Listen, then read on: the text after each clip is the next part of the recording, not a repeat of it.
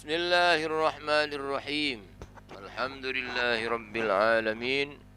Wassalatu wassalamu ala asyrafil anbiya'i wal mursalin Sayyidina maulana Muhammadin wa ala alihi wa sahbihi ajma'in, amma ba'd.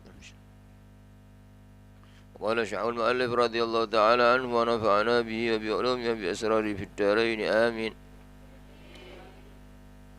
Wa yanbaghi lan sayukjo li talibil ilmi ketuwe wong kang golek ilmu apa Allah yajlisa yen to ora lungguh sapa talibul ilmi qariban hali parak utawa cedhek minal ustazi saking guru.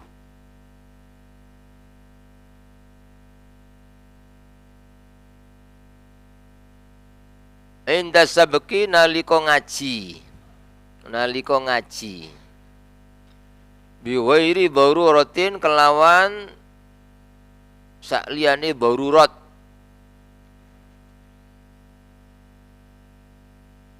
Bal yambaghi balik sayukjo apa an yakuna yen to ana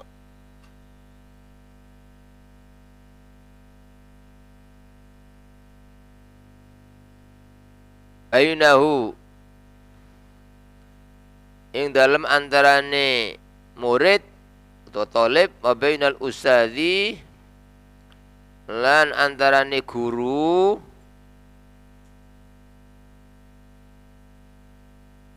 apa qadrul qausi seukuran panah.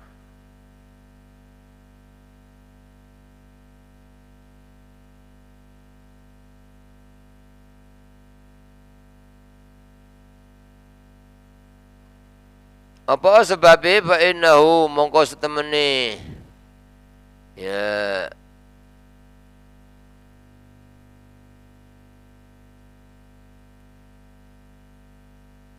seukuran panah, artinya antara murid dan guru iku aqrabu luwe para ila ta'zimi mari ngegungno guru. Jadi termasuk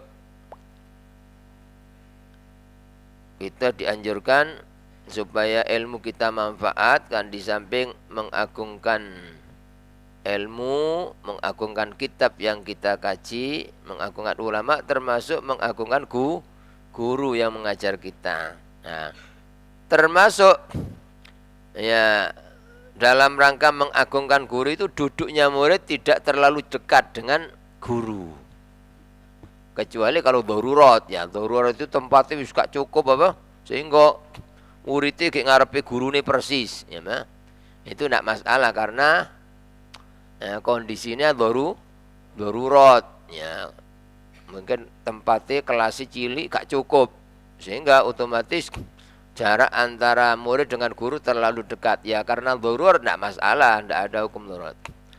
Tapi kalau tidak darurat ya kira-kira seukuran tombak. Berapa sih tombak itu ukurannya?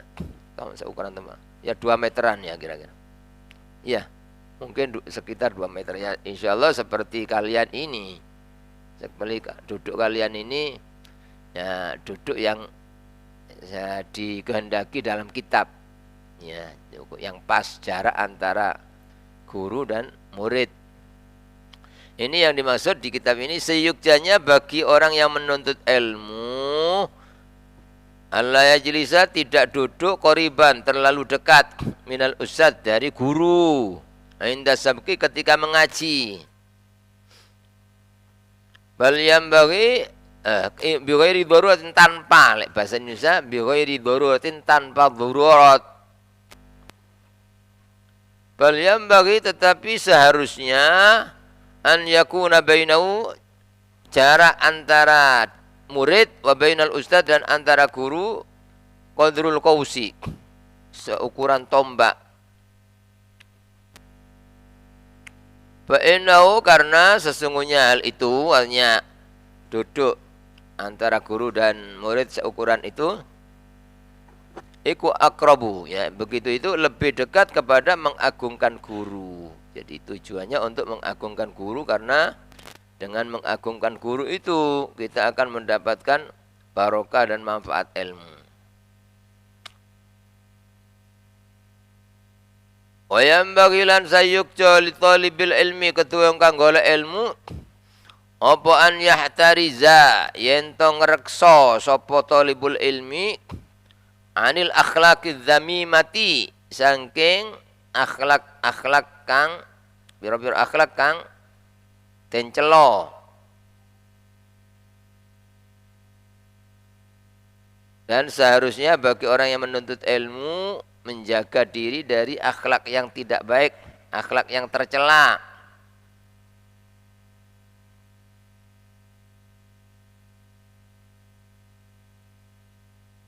Kenapa demikian?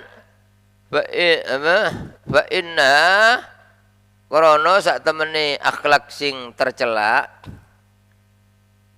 iku kilabun ma'nawiyatun, asu, ya, maksudnya laksana asu, ya, asu sing bangsa maknawi. Asu bangsa maknawi, artinya orang yang akhlaknya jelek itu, ya, hakikatnya seperti anjing, ya. Jadi zahirnya manusia tapi hakikatnya orang itu seperti anjing. Apa itu diantara akhlak yang jelek? Ya. Secara global akhlak jelek itu segala perbuatan dan sikap dan perilaku yang menyakiti orang lain, yang menyakiti orang, itu akhlak yang tidak baik, yang tidak layak dilakukan oleh orang Islam, apalagi seorang murid. Ya, contohnya senengane ganggu, ya. Liyane benono koncone mesti diganggu. Kadang-kadang ganggu dengan lesan, ngilokno, ya, mencela, mencaci, ngecek. Itu akhlak yang jelek. Ya. Termasuk di antara sekian banyak akhlak yang jelek, sombong, ya. Sombong iku rumangsa awake luwe apik tinimbang liyane, luwe pinter, luwe sugih, luwe cerdas, luwe ganteng, luwe kuat. Ya, selama punya perasaan begitu akhlaknya jelek. Manusia itu mulia itu bukan karena fisiknya yang, ya, yang bagus, ya, badannya yang ganteng, gagah, bukan karena kaya, bukan karena cerdas, pinter, tapi manusia mulia itu karena akhlak.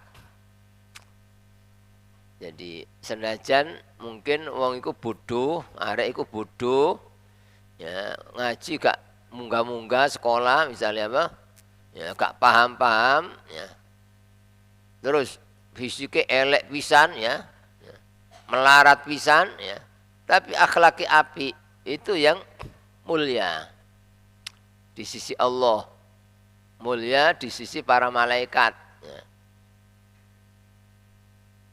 Sebaliknya, ya, kalau orang itu tidak punya akhlak, akhlaknya jelek, ya, itu tidak ada harganya. Walaupun dia orang kaya, pinter, cerdas, ganteng, gagah, tetap, ya, orang itu tidak ada harganya.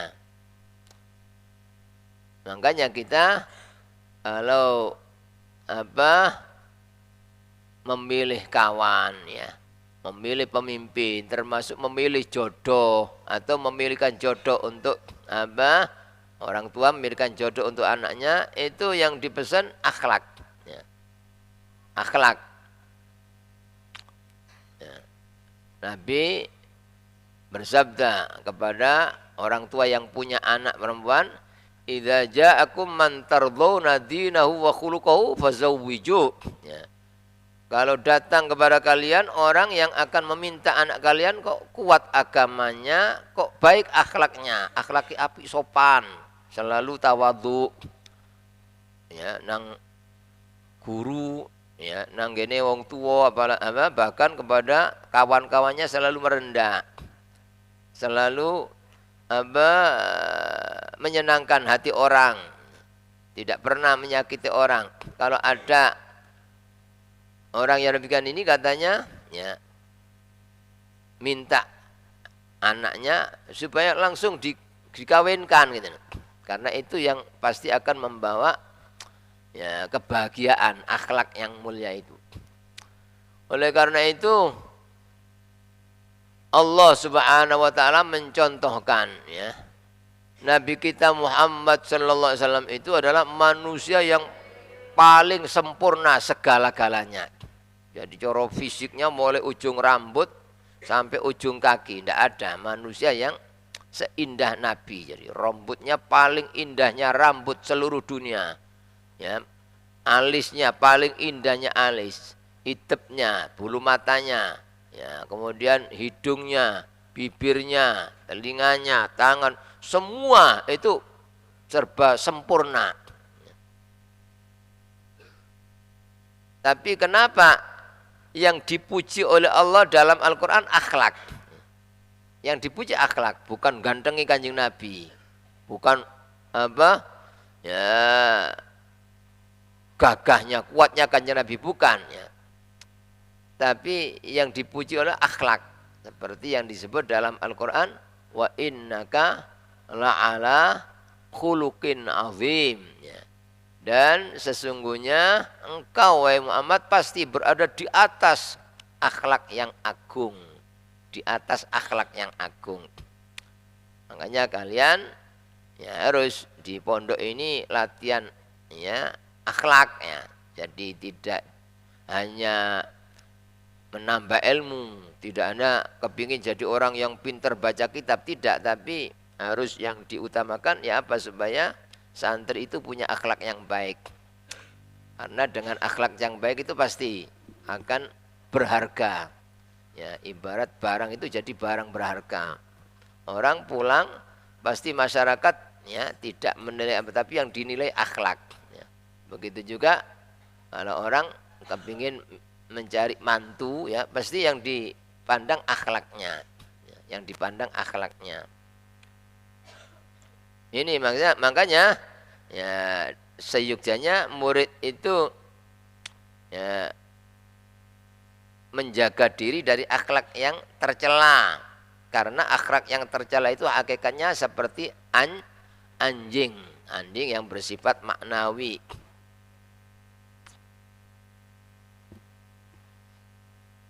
Imam Ghazali dalam salah satu karya tulisnya menjelaskan manusia itu ya dibagi tiga. Manusia ada tiga tingkatan gitu loh. Ada 3 derajat. Ada manusia yang tingkatannya itu seperti malaikat. Tingkatannya seperti malaikat. Ada manusia itu yang tingkatannya seperti binatang ternak. Ada manusia itu yang tingkatannya seperti binatang buas. Orang-orang yang digambarkan seperti malaikat itu adalah orang yang akhlaknya baik, selalu bisa memberi manfaat kepada orang lain. Jadi ucapannya manfaat, itu apa-apa manfaat ya pada orang lain. Bahkan ya apa pandangannya pun ngasih manfaat, membuat orang senang ya.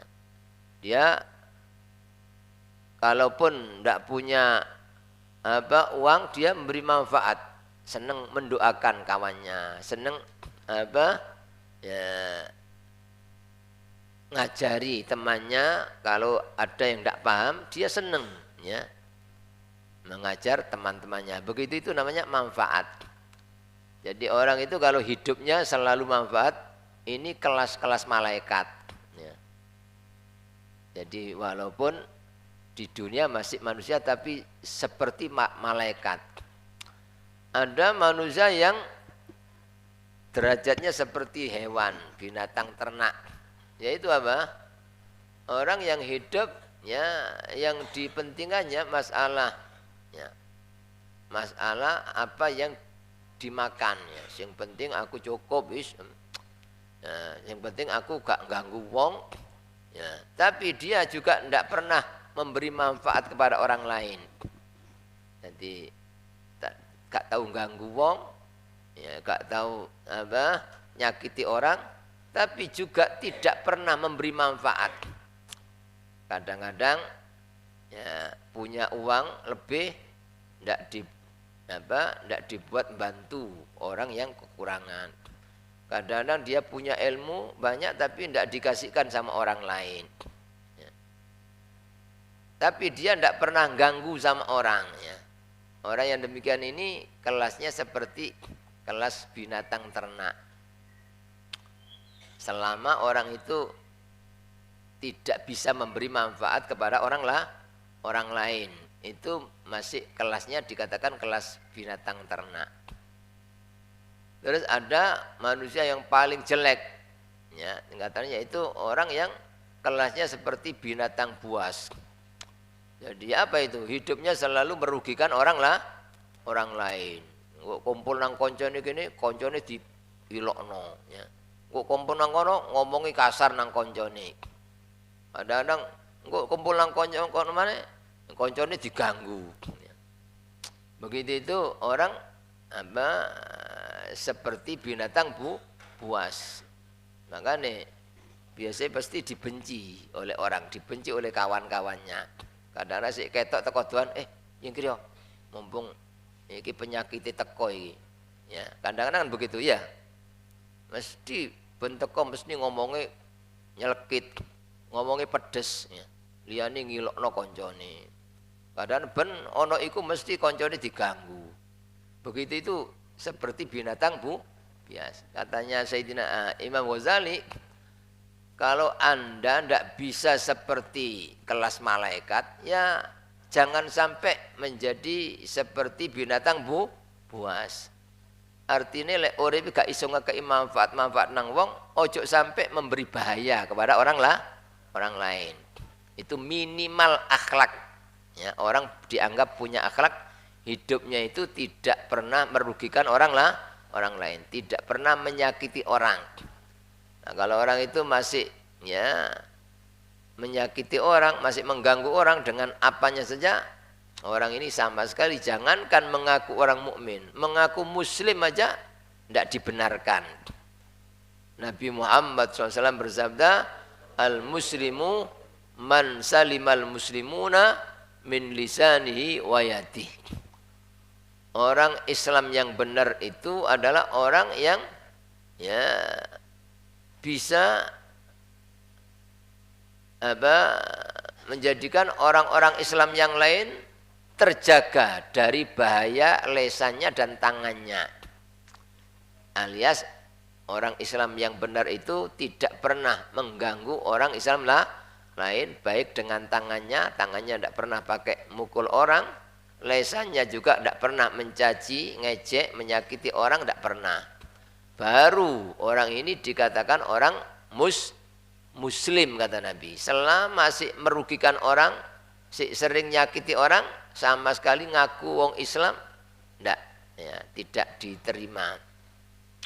Kalau orang mukmin lebih tinggi gitu loh. Tingkatannya mukmin itu apa? Mungkin orang itu muslim selama tidak pernah ganggu orang, tidak pernah nyakiti orang, itu sudah kan muslim, tapi belum tentu mukmin gitu.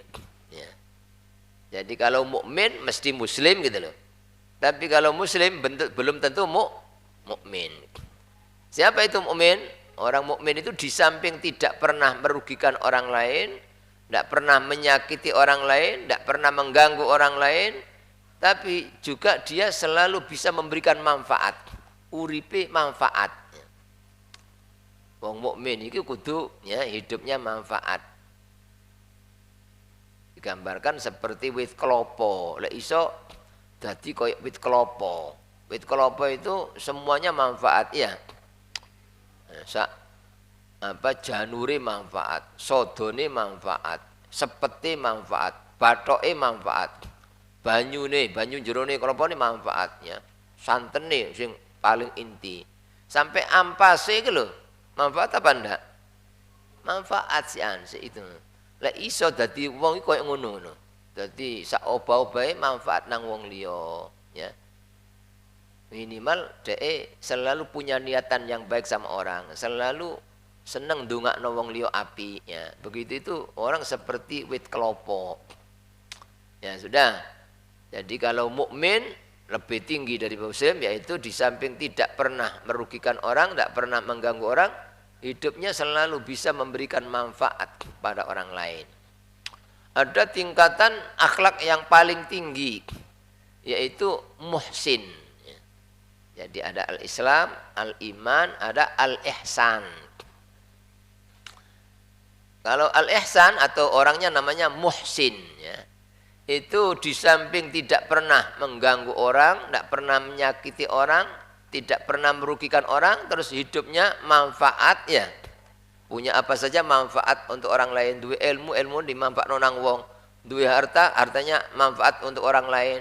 Punya jabatan, pangkat, manfaat untuk orang lain. Tidak punya apa? Punya tenaga. Duwe tenaga. Tenaga ini manfaat. Aduh, misalnya ono apa? Wong, ya apakah itu kerabatnya, familinya, temannya ada kerepotan, aku gak iso bantu duit rek. Wis aku tak bantu tenagae, ya.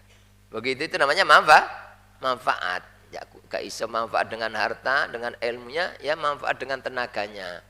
Begitu itu masih dikatakan orang mukmin. Semakin banyak manfaatnya, semakin sempurna imannya dan semakin baik derajat orang itu. Makanya Nabi bersabda, khairun nasi anfa'uhum linnas. Saapi-api manusia sing paling manfaat untuk orang Islam lain. Manusia semakin banyak manfaatnya untuk manusia, semakin baik. Maka manusia yang paling sempurna di dunia, yang paling mulia di dunia adalah Nabi kita Muhammad sallallahu alaihi wasallam. Karena beliaulah satu-satunya orang yang paling manfaatnya. Seluruh manfaatnya untuk seluruh makhluk.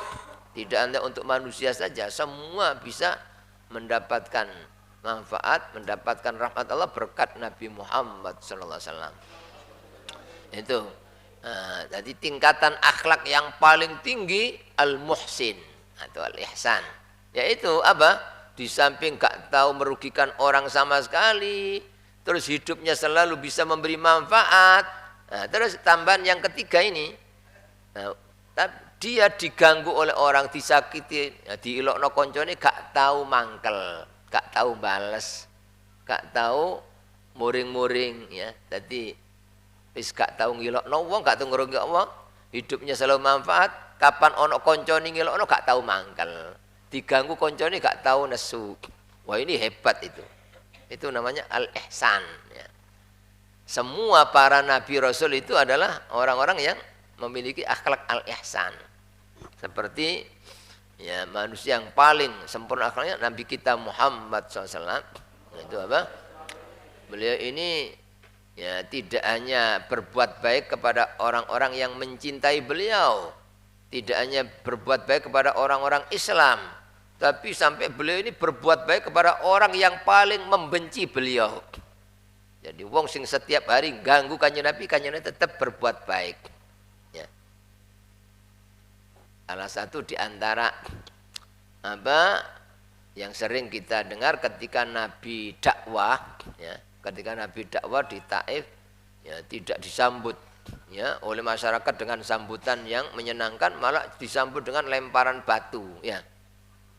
Nabi diganggu, disakiti sampai keluar darah, sampai tidak bisa berdiri, ya. Bahkan Nabi waktu itu didatangi oleh malaikat Jibril atas perintah Allah. Kalau Nabi mau, malaikat yang jaga gunung, ya, sudah siap. Yang penting Nabi mau, malaikat yang jaga gunung akan ngangkat gunung, akan dijatuhkan kepada orang yang ganggu Nabi. Apa Nabi mau? Tidak, ya. Begitu ihsan namanya. Jadi beliau selalu memberikan manfaat untuk orang, ya. Terus beliau diganggu, disakiti orang tidak marah, malah justru mendoakan yang baik, mendoakan yang baik. Ya, beliau mengatakan, nah, jangan malaikat Jibril, saya ini diutus bukan untuk ngelaknati orang saya. Tapi saya ini diutus untuk ngerahmati ya. Maka beliau mendoakan, Allahumma hdi qaumi fa innahum la ya'lamun. Ya Allah, tolong kasih Allah hidayah kaumku sebab mereka tidak ngerti ya Allah. Jadi padahal beliau ditawari kalau mau Allah akan menghancurkan yang ganggu. Nabi tidak mau. Justru Nabi ingin mereka supaya tetap jadi orang baik. Gak kena saiki wong tuane sapa rungku anake ya jadi pengikut saya. Anaknya tidak mau ya siapa tahu cucunya begitu. Nabi selalu menginginkan kebaikan ya orang-orang yang memusuhi Nabi ya.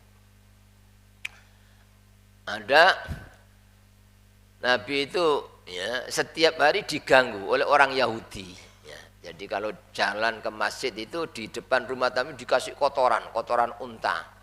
Tapi Nabi tidak pernah marah. Jadi Nabi ya membersihkan sendiri.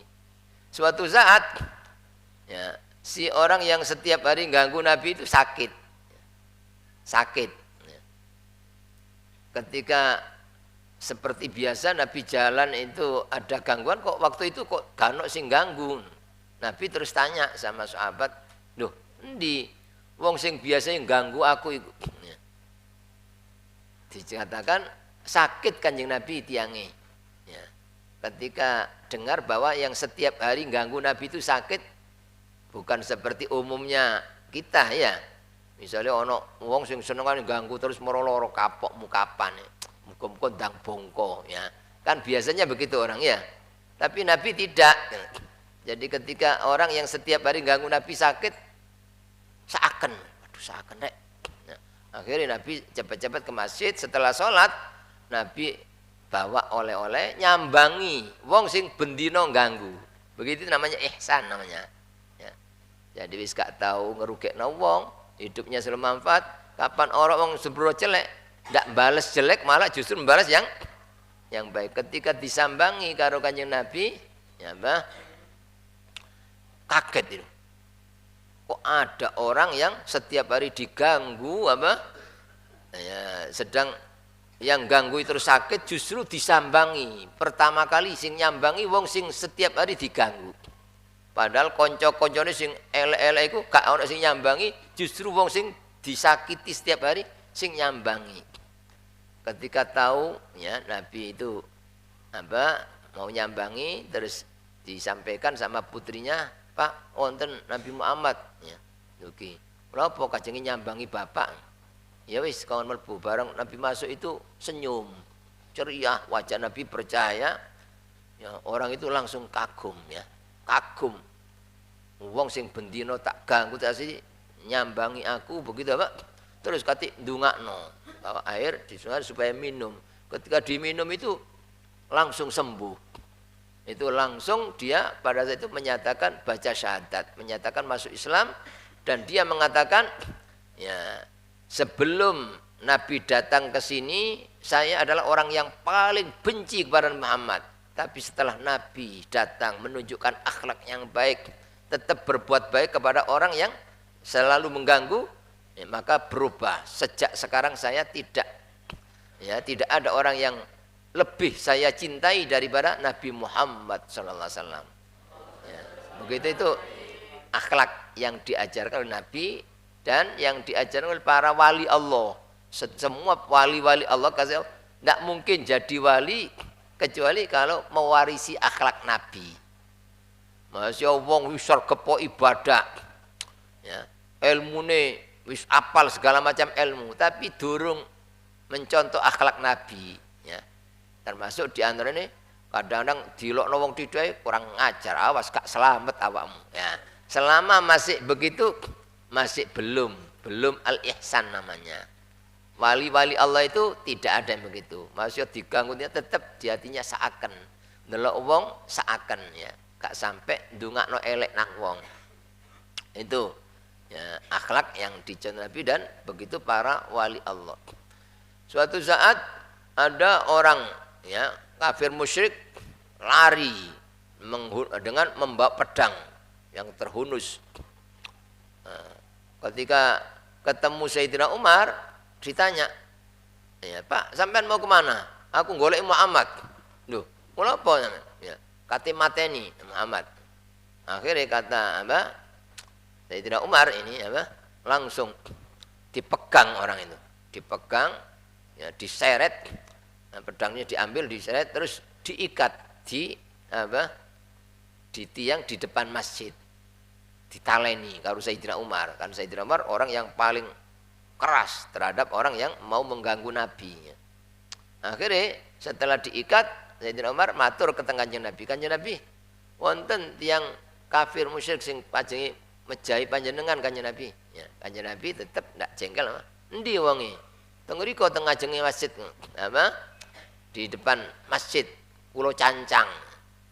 Akhirnya Nabi datang dengan senyum, apa? Tidak ada sedikit pun tanda marah sama sekali. Nabi senyum. Setelah Nabi datang, ya, para sahabat waktu itu ngenteni Nabi supaya nyuruh membunuh. Ya, ternyata Nabi datang tanya, wong iki wis dikai ngombe ya. Ya. Padahal orang yang mau apa? Membunuh dirinya. Datang, ya, ternyata gak dikai ngombe wong iki. Nabi marah, sampai jupukno ngombe, jupukno mangan. Setelah itu terus Nabi mengatakan, sampean mau baca syahadat, ya. Disuruh baca syahadat, apa? Tidak mau. Ya, para sahabat tambah jengkel itu, kurang ngajar wong iki. Ya. Terus apa? Nabi tapi tidak marah, sama sekali tidak marah. Ya. Akhirnya, ya, disuruh baca syahadat tidak mau. Akhirnya kata Nabi, lepasan wong iki, lepas. Ya. Setelah dilepas orang ini keluar lari. Setelah agak jauh balik lagi gitu. Balik lagi langsung menyatakan, "Duh, apa sampean balik?" Nggih, kula sakniki baca syahadat, menyatakan masuk Islam, ya. Akhirnya kata Nabi, "Duh, apa sampean kok gak mangai pas jengkel-jengkeli sahabat nang sampean maca syahadat?" "Oh, mboten. Kula mboten purun, nggih. Lek wau kula maca syahadat, kula dianggap masuk Islami krana wedi, krana terpaksa. Tapi kula lepas sik pun bebas. Lah kula budal malih niki ikhlas semata-mata apa? Karena kepingin masuk Islam, karena tertarik dengan akhlak Nabi Muhammad SAW." Jadi seperti itu.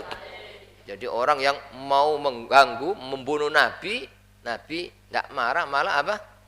Nabi ngasih makan, ngasih minum. Terus apa? Disuruh bahasa syahadat, seperti itu. Suatu saat pas Nabi ngaji dengan sahabat seperti ini, ujuk-ujuk ada orang Yahudi, kalau tidak salah namanya Zaid bin Sa'nah. Orang Yahudi langsung maju di hadapan Nabi, langsung menarik baju Nabi sekeras-kerasnya sambil mencaci maki Muhammad. Ya, jadi sambil mencaci maki Muhammad, "Apa iki awakmu iki? Utang gak nyaur-nyaur," sambil ditarik sekeras-kerasnya. Akhirnya para sahabat itu geget-geget, kurang ngajar wong iki. Terus nonton Sayyidina Umar, "Kanjeng Nabi, idzan li apa? Ya bil apa? Bi qatli. Sampean izinaken kula niki kajeng mateni, kurang ngajar." Ya. Bagaimana kata Nabi? "Pun Sayyidina Umar, sampean lenggah. Urusane wong niki kali kula." Jadi tidak ada tanda marah sama sekali, tidak ada. Ya, malah justru wong sing kati apa? Belani Kanjeng Nabi kata, "Ndak boleh, sampean lungguh sampean. Wong iki urusane karo aku." Ya. Ketika demikian apa? Mesti ini sampean lek kepingin berbuat baik, sampean nasihati kula, jeri Kanjeng Nabi. Sampean lek duwe utang ndang nyaur. Ya, sampean nasihati wong iki lek nagih utang ojo koyo ngono model, sampean lek kepingin berbuat baik, kata Nabi. Akhirnya apa? Langsung ketika melihat akhlak Nabi digitukan itu apa? Ndak marah sama sekali, marah wong sing kate belani Kanjeng gak oleh. Ya. Langsung orang ini menyatakan, "Kanjeng Nabi, demi Allah, ya, utang sampean kula bebasaken, ya, untuk orang Islam. Nah, kula sengaja ngeten iki kula kepingin bukti akan akhlak panjenengan. Sebab seluruh sifat-sifat engkau sudah saya buktikan cocok betul semua. Saya baca kitab Taurat, sifat sampean semua sudah saya buktikan. Tinggal satu sing durung tak buktekno, yaiku jirine kitab Taurat sampean iki wong sing paling sabar, paling lapang dada. Jadi masih diganggu, disakiti, tidak membuat Nabi marah, malah tambah saken. Nah, sakniki kula tahu saestu ya. Langsung orang ini menyatakan baca syahadat, langsung mengatakan tidak ada manusia yang lebih aku cintai daripada Nabi Muhammad SAW. Seperti itu ya. Jadi orang-orang yang tertarik masuk Islam, orang-orang yang cinta benar itu karena akhlak Nabi ya, karena akhlak Nabi. Makanya kita ya kalau mencontoh Nabi akhlaknya baik di tengah-tengah masyarakat, walaupun kita ini mungkin bisnis di pasar tapi akhlaknya baik, itu sudah dakwah gitu. Dakwah. Jadi secara tidak langsung orang akan waduh ya arek iku rek akhlake apik rek. Yes, anakku tak pondokno karo arek iku. Kan begitu namanya dakwah ya. Walaupun ndak ngomong sampean duwe anak pondokno nang Nurul Ulum, walaupun ndak gitu. Tapi kalau pulang akhlaknya nang tonggone api, nang dulure api, nang apa? Ya, itu otomatis dakwah. Dakwah. Sampean misalnya kok suatu saat nyambut gawe ki pas jujur, gak tahu ngakali wong, terus walaupun kerja tetap ndak melupakan ibadah, ya. Ya, apalagi sambil kerja sambil maca kitab atau sambil bawa tasbih sambil kerja. Wah, itu menjadi pelajaran. Waduh, hebat wong iki. Ya, bahkan kalau ada orang kafir kepingin masuk Islam karena melihat nih hebat ya wong Islam ya, jujur ya, seperti itu. Jangan sampai jadi penyakit gitu loh. Sehingga orang menjadi tidak tertarik mondok nonang anak. Opo? Anakku atine tak pondokno iku apa iku mondok mule ya ngono iku akhlake. Jenengane. Nah, jangan sampai seperti itu gitu loh. Jadi begitu itu ya, nah, yang dikatakan seperti anjing tadi itu ya. Jadi kalian menunjukkan akhlak yang baik itu sudah dakwah, dakwah bilhal namanya. Jadi dakwah bilhal itu lebih ya penting daripada dakwah dengan ucapan. Kak kadik ngomong tapi ndudono akhlak sing apik itu adalah dakwah. Ya. Senajan ngomong tapi ngomong tok, ya gak cocok karo kelakuan yo gak diturut nang wong, ya justru apa tambah diejek. Kembali ini makanya dipesan oleh pengarang kitab ini, santri itu harus belajar ya berakhlak yang baik karena ya apa kemuliaan manusia itu ya adalah ditentukan oleh akhlak, bukan oleh kepintaran cerdas. Banyak itu orang yang pinter cerdas tapi karena akhlaknya kurang baik tidak kanggo di masyarakat, tidak ada harganya. Bahkan walaupun dia ganteng gagah, tapi akhlaknya gak kena, pasti itu ya, setiap kati jaluk anak wong gak bakal diterima. Jadi misalnya wong duwe anak wedok, ya, terus orang ganteng tapi senengane miso misalnya, ya terkenal orang koncone diganggu. Kira-kira arek sing ini masih ganteng, sugih, terus kati jaluk anak wong diterima apa ndak kira-kira? Ndak mungkin ya, karena akhlaknya tidak baik ya. Tapi senajan biasa tapi akhlaknya apik itu pasti disenangi oleh orang itu ya. Udah kembali orang yang akhlaknya jelek itu digambarkan seperti anjing yang bersifat maknawi. Waqad qala lan teman-teman mus ngendika sapa Rasulullah sallallahu alaihi wasallam la tadkhulul malaikatu orang melbu sopo al malaikatu malaikat baitan ing dalam omah fihi suratun kang iku ing dalam omah suratun utawi gambar au kalbun utawa asu ya. Jadi kata nabi yang bersabda malaikat rahmat ya, malaikat rahmat tidak akan masuk di dalam rumah sedang di rumah itu ada gambar. Ya, makanya tidak boleh itu gambar apa melukis itu loh. Lek foto gak apa-apa foto ya. Foto tidak apa-apa, apalagi fotonya habaib, fotonya ulama itu ya baik ya dipasang di rumah. Tapi kalau lukisan sempurna tidak boleh. Lek lukisan setengah badan ya, lukisan apa yang tidak bernyawa tidak masalah. Melukis pemandangan, tapi kalau melukis hewan sempurna, manusia sempurna. Itu tidak boleh. Orang ini besok akan dilaknat oleh Allah, akan disuruh, ayo ke ono nyowo. Ya, seperti itu apa? Tidak boleh. Ya, kalau foto tidak termasuk ya, foto. Termasuk surah ini patung-patung tidak boleh meletakkan patung di dalam rumah itu malaikat tidak mau masuk. Malaikat rahmat tapi malaikat Israel yo mlebu ae ya. Nah, malaikat Israel yo mlebu ae masih dipasang apa bapak wis malaikat Israel gak iso metu. Nek gak mlebu tak pasangi apa foto-foto sing purno. Ya apa? Ya tidak bisa malaikat Israel ya justru tambah seneng mlebu iku ndang nyabut nyawa niki ya apa? Sing dimaksud malaikat tidak bisa masuk, tidak mau masuk ke dalam rumah yang di dalamnya putih itu malaikat rahmat, malaikat yang memberikan rahmat. Au kalbun utawa sing ono ki jero omah asu ya. Ya, itu baik asu, memang asu betul itu ya, tidak boleh orang Islam memelihara anjing ya. Kecuali anjing yang memang diperuntukkan menjaga, itu pun di luar rumah ya, atau di kebun ya, atau anjing yang terlatih untuk berburu itu baru boleh. Tapi kalau sekedar nginggu asu, apalagi di rumah apa kan najis itu ya, najis mughalladzah, itu malaikat gak mau masuk dalam rumah. Termasuk kategori anjing ini orang yang akhlaknya jelek. Jadi orang yang akhlaknya jelek, nang wong tua nyentak-nyentak itu seperti asu itu. Rumah ya, malaikat tidak mau masuk rumah. Utawa gak sembayang ya. Jadi ono wong Islam kok ana gak sembayang di rumah. Itu berarti seperti apa? Rumah itu seperti ada anjingnya. Malaikat tidak mau masuk.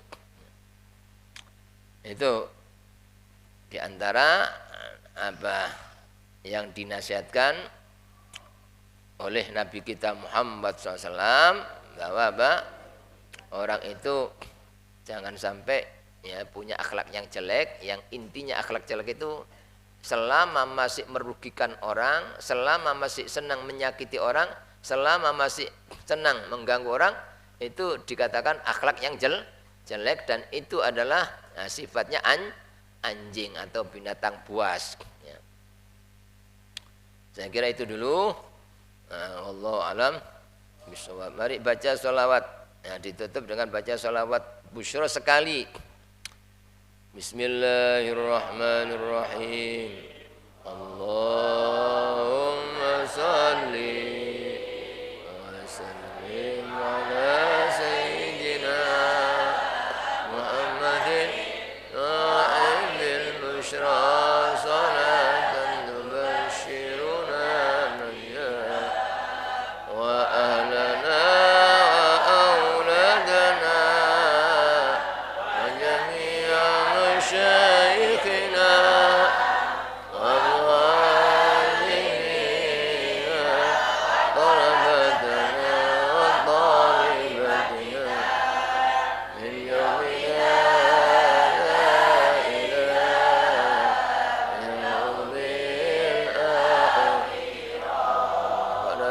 الفاتحة.